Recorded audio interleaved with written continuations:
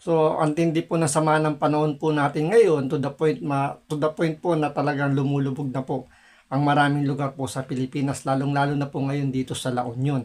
Na talagang hindi naman daw ganun kagrabe dati ang dinadanas na pagbaha, pero ngayon talagang hindi na nila maintindihan bakit daw ganun. So marami na po ang kumi-question sa mga politiko na nakaupo doon sa La Union, bakit daw ganun na nangyayari samantalang may mga pondo naman po para sa mga flood control para maiwasan nga yung ganong kalaking pagbaha.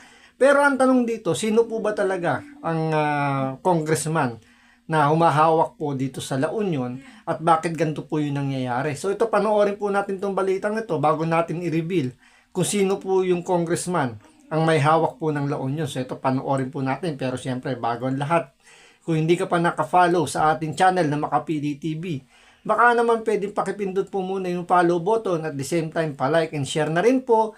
Wala naman pong bayad dyan, kaya pindot na. So ito, panoorin po natin. Nagmistulang ilog ang mga kalsada sa highway ng San Fernando City, La Union kagabi August 3 dahil sa tuloy-tuloy na buhos ng malakas na ulan dulot ng Bagyong Luis at habagat. Kaliwat kanang mga baharin ang naitala sa syudad. Hirap makadaan ang mga sasakyan lalo ng mga motorsiklo. May mga na-stranded tuloy sa daan. Ganito rin ang naging sitwasyon sa kahabaan ng Bawang Road. Abot tuhod din ang baha sa ilang mga barangay sa bayan at ang ilang mga bahay pinasok ng tubig. Super baha na po dito sa Gusing Sewer. Hindi rin nakaligtas sa baha ang bayan ng Nagilian. Sa video ng isang netizen, mistulang lawa na ang ilang parte ng barangay Gusing Sur. Ala, iniklikas na nagiging baboy yan ni. Nalayas kami na. Inililikas na po yung mga baboy, no? Kamusta na rin po yung mga politiko nyo dyan sa inyong lugar. Baka kailangan na rin pong ilikas at medyo baka tumataba na rin po sila. At hindi na po nakakilos, medyo kamustahin nyo po, baka po natatrap na sa kanilang mga bahay. Kung nandun sa kanilang mga bahay yung mga politiko na yan. So, iligtas nyo po, kawawa naman po. Inilikas din ng mga residente ang ilang alagang baboy. Patuloy naman ang monitoring ng mga otoridad sa level ng tubig sa mga ilog. Sa huling monitoring ng LGU, katuwang ang mga ahensya, aabot sa 159 na mga pamilya ang kasalukuyang nasa mga evacuation centers. Karagdagang 29 na pamilya pa ang lumikas sa kanilang mga tahanan. Sa patuloy na pag-uulan, patuloy rin ang pangamba ng mga residente ng La Union sa epekto nito sa kanila.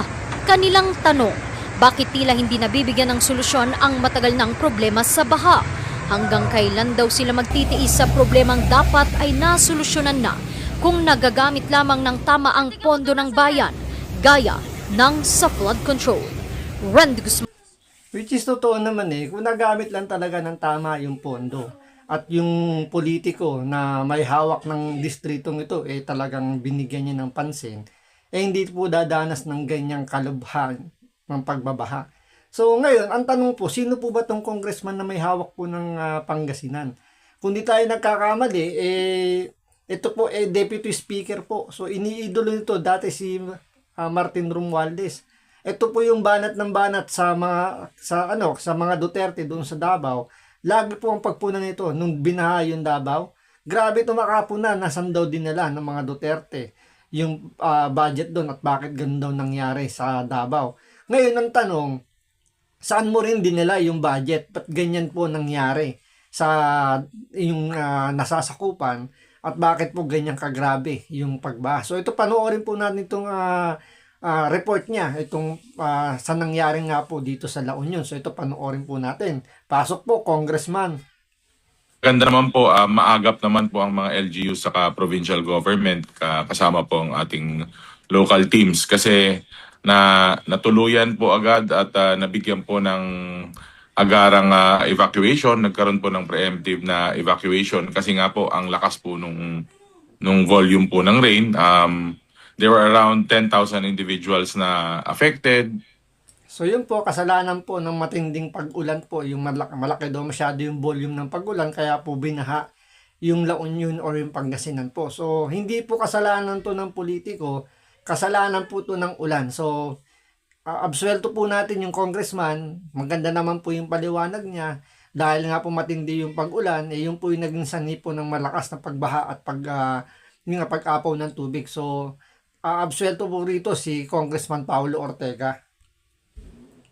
Affected. Then yung evacuation areas po natin was around 1,800 po. Ang na-preemptive evacuation po, ibig po sabihin na bago pa po pumalo yung bagyo at humit yung bagyo, meron na pong around 700 plus na nasa mga evacuation center. Siguro natuto na rin po from yung mga nakaraang taon na malalakas po yung mga signal number 5 saka yung mga storm surge na tumama dito sa ating probinsya. At sa total po ng probinsya, 19 houses po yung partially damaged at dalawa po yung totally damaged. So makikita naman po natin na nakatulong po siguro yung agarang pag-alis sa paghahanda ng mga ating locals. Sa agrikultura po, there was around 2.9 million in damages. Kasi nga po dahil napakalakas po nung volume of water, nag-overspill po yung ilog dun sa mga rice fields saka mga taniman.